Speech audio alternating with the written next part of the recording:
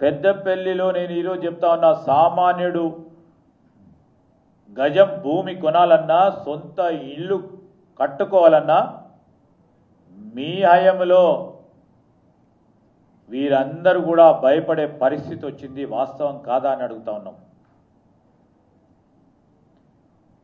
పోలీసులకు సంబంధించి బెదిరింపు ధోరణులు మానుకోండి. మీ హయంలో ఒక ట్యాగ్ లైన్ ఇచ్చిండ్రు, ఫ్రెండ్లీ పోలీస్ అని. ఫ్రెండ్లీ పోలీస్ ఎవరికి? ఆ ప్రగతి భవన్ చుట్టూన్నవారు, లేకుంటే ఆ పార్టీకి సంబంధించిన మిత్రులకు ఫ్రెండ్లీ పోలీసును ఏర్పాటు చేసి ప్రతిపక్షాలను, వామపక్షాలకు సంబంధించి వారు కానీ, మా పార్టీకి సంబంధించిన వారే కానీ, మానవ హక్కులకు సంబంధించి పోరాటం చేసిన మిత్రులపైన కానీ ఏ విధంగా మీరు వారిపై ఉక్కుపాదం పంపించే ప్రయత్నం చేసినరో మర్చిపోయినరు. అప్పుడే ఈరోజు మా ప్రభుత్వం పోలీస్ హక్కులను, వారి సంక్షేమాన్ని పూర్తిగా ముందుకు తీసుకెళ్లే కార్యక్రమం సంపూర్ణంగా కట్టుబడి ఉంది. ఎక్కడ కూడా వారు అంటా ఉన్నట్టు జీతాల కోత కానీ, అలవెన్స్లకు సంబంధించి కానీ ఎక్కడ కూడా ఇబ్బంది లేదు. ఈ విధమైన సత్యదూరమైన మాటలు, అభూత సంకల్పనతో కూడుకున్న విశేషాలని చెప్పి ప్రజలను పక్కదారి పట్టిస్తా ఉన్నారు. శాంతి భద్రతలను కాపాడే పోలీస్ సోదరుడికి సంబంధించిన సంక్షేమం మా ప్రభుత్వం అత్యంత ప్రాధాన్యతగా ముందుకు తీసుకెళ్తుంది. వారికి ప్రధానమైన ఆయుధం టీఆర్ఎస్ సంబంధించి, బీఆర్ఎస్ సంబంధించి. టీఆర్ఎస్ అంటే రెండు పార్టీలు ఉన్నాయి ఇప్పుడు, TRS BRS, BRS TRS. Social media వారికి ప్రధానమైన ఆయుధం అయిపోయింది. దేంట్లో సత్యదూరమైన అసత్య ప్రచారాలు చేస్తూ నిజంగానే తెలంగాణ సమాజంలో విద్వేషాలను పెంచే కార్యక్రమం చేస్తూ,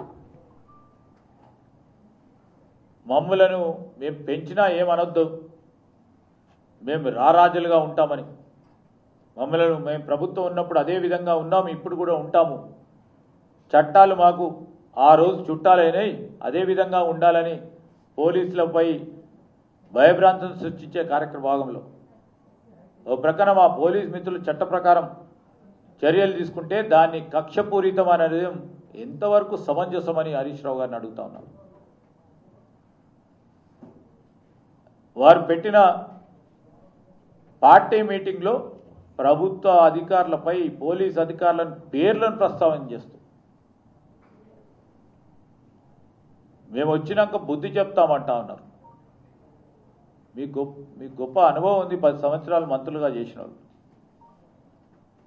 ఈ విధంగా బహిరంగంగా హెచ్చరించడం,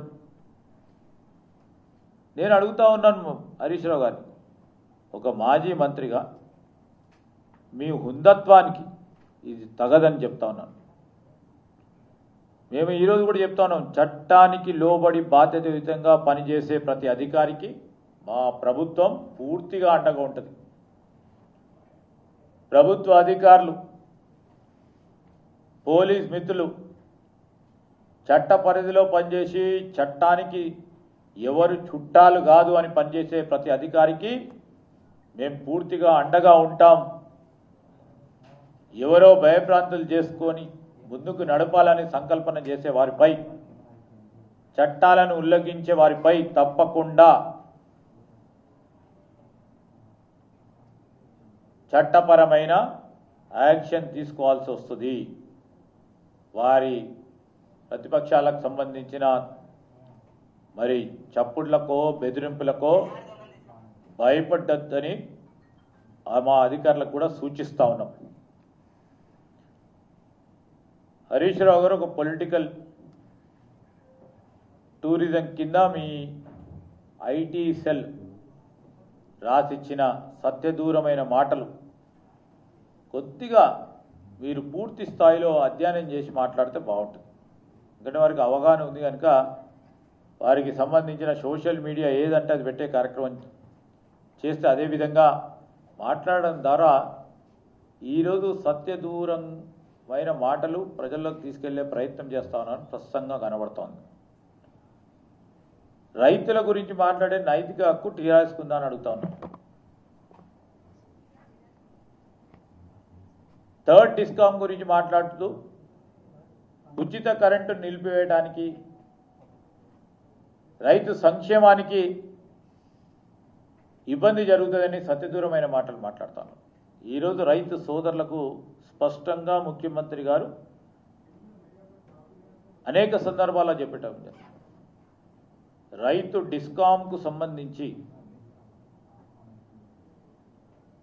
రైతుకు మేలు చేసే ప్రయత్న భాగంలోనే రైతుకు ఎక్కడ కూడా ఇబ్బంది రాకూడదు విద్యుత్ శక్తి పరంగా ఈరోజు ఒక అడ్మినిస్ట్రేటివ్ కన్వీనియన్స్లో ఒక డిస్కామ్ను కొత్తగా తీసుకురావటం, ఎక్కడ కూడా రైతుకు సంబంధించి ఉచిత విద్యుత్తుకు సంబంధించి మా కాంగ్రెస్ పార్టీ హయాంలో మొదలుపెట్టిన ఉచిత విద్యుత్తును పూర్తి స్థాయిలో కొనసాగిస్తూ రైతుకు సంబంధించిన మోటారు, రైతుకు సంబంధించిన కరెంటుపై కేంద్ర ప్రభుత్వం పరంగా మీరు చేసిన ఒప్పందాలను పక్కన పెట్టి కూడా రైతుకు ఎక్కడ కూడా ₹1 ఎక్స్ట్రా పట్టే కార్యక్రమం మా ప్రభుత్వం చేయదు. ఈరోజు మనం అందరం కూడా చూస్తూ ఉన్నాం.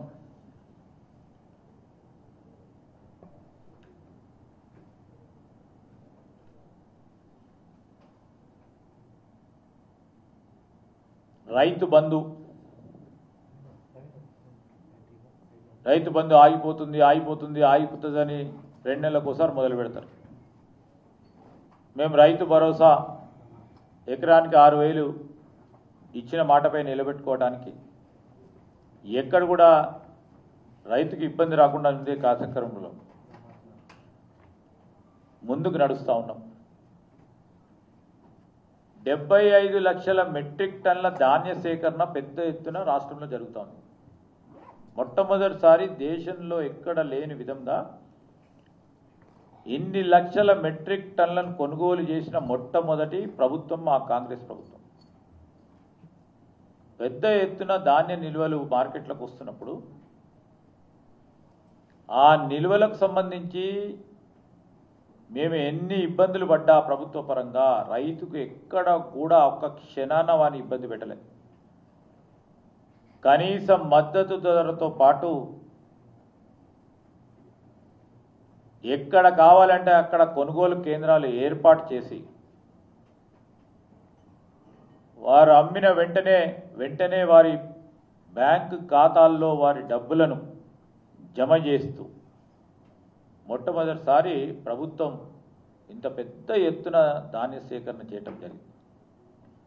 దాని గురించి సత్యదూరమైన మాటలు మాట్లాడుతూ ఉన్నారు. అకాల వర్షాలు వచ్చినప్పుడు రైతుకు అండగా నిలబడాలని మరుక్షణమే ప్రభుత్వ నివేదికలు తీసుకొని కలెక్టర్ల ద్వారా పౌర సరఫరాల శాఖ మంత్రి గారు ముఖ్యమంత్రి గారు వెనువెంటనే ఆదేశాలు ఇవ్వటం జరిగింది. తడిసిన ధాన్యాన్ని కూడా కనీస మద్దతు ధరతో రైతుకు నష్టం లేకుండా తీసుకోవాలని చెప్పి తీసుకోవటం కూడా జరిగింది. ఈరోజు ఏమన్నారు, యాసంగి పంటకు సంబంధించిన అంశం విషయంలో ధాన్యం కొనుగోలు జరుగుతలేదని చెప్పారు. మీ హయాంలో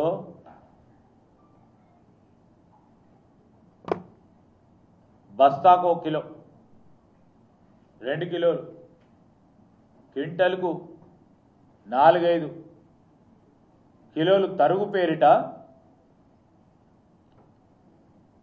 కొనుగోలు కేంద్రాల వద్ద రైస్ మిల్లర్ల దగ్గర అన్యాయం జరుగుతూ ఉంటే చూస్తూ ఊరుకున్నారా లేదా? రైతు సోదరులకు అందరికీ కూడా మేము ఈనాటి వరకు కూడా 5 మార్లు రైతుల దగ్గర ధాన్య సేకరణ చేసినప్పుడు ఒక్క గింజ కూడా తరుగు పేరిట రైతుకు నష్టం వాటిల్లకుండా కనీస మద్దతు ధరతో వారి బ్యాంకు ఖాతాల్లో జమ చేయడం జరిగింది.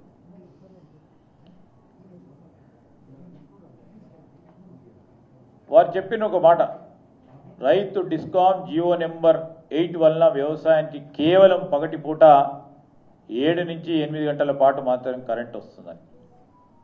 ఎవరు చెప్పినరో ఆయనకు మాకు ఇదే తెలియదు.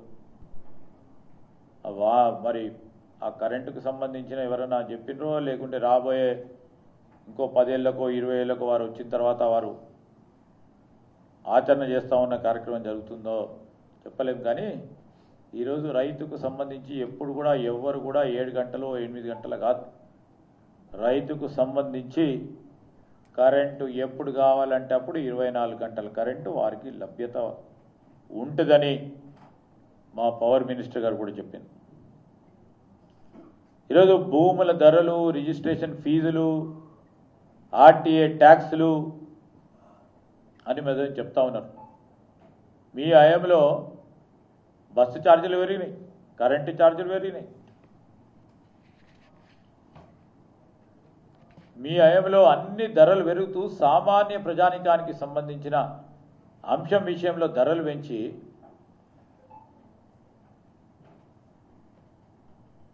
సర్ప్లస్ రెవెన్యూతో ఉన్న రాష్ట్రం ఏర్పడ్డ తర్వాత సర్ప్లస్ రెవెన్యూతో ఉన్నది డెఫిసిట్ బడ్జెట్గా తీసుకువెళ్ళిన ఘనత మీకుంది. ఈరోజు సామాన్య ప్రజానికానిపై ఏ ట్యాక్సులు మేము రుద్దలేదు, ఇప్పటివరకు ఎక్కడ కూడా పెంచలేదు. మేము 6 గ్యారంటీల పరంగా ఇచ్చిన హామీలు ఒకటి తర్వాత ఒకటి అమలు చేస్తూ ఉన్నాం.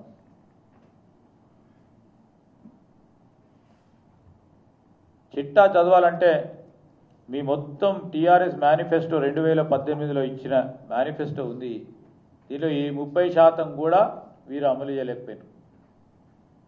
మేము 2.5 సంవత్సరాలనే పూర్తి స్థాయిలో అమలు ఎందుకు చేయలేదని అడిగే నైతిక హక్కు వారికి లేదు. సింగరేణి వ్యవస్థకు వచ్చేవారు, సింగరేణి సంస్థను ఆ రోజు BIFR నుంచి మా కాంగ్రెస్ పార్టీ ప్రభుత్వ హయాంలో కేంద్రంలో కాంగ్రెస్ పార్టీ పరంగా ఒక ప్రధానమైన నిర్ణయం తీసుకోవటం వల్ల BIFR నుంచి తిరిగి సింగరేణి సంస్థను సింగరేణి వ్యవస్థకు అప్పగించి లక్షలాది మంది సింగరేణి కార్మికుల కుటుంబాలకు సంబంధించిన అంశాన్ని ఈసారి గుర్తు చేస్తూ నేను అడుగుతా ఉన్నాను. 2014లో సింగరేణి సంస్థ, ఆ సంస్థను కాపాడాలని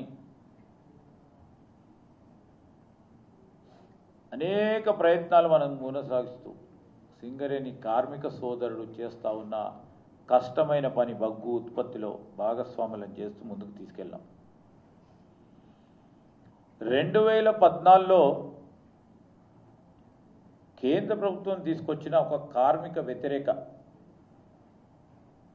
ప్రభుత్వ రంగానికి సంబంధించిన వ్యతిరేక చట్టం MMDR చట్టానికి మద్దతు ఎవరు తెలిపినరు? టీఆర్ఎస్ తెలపలేదా?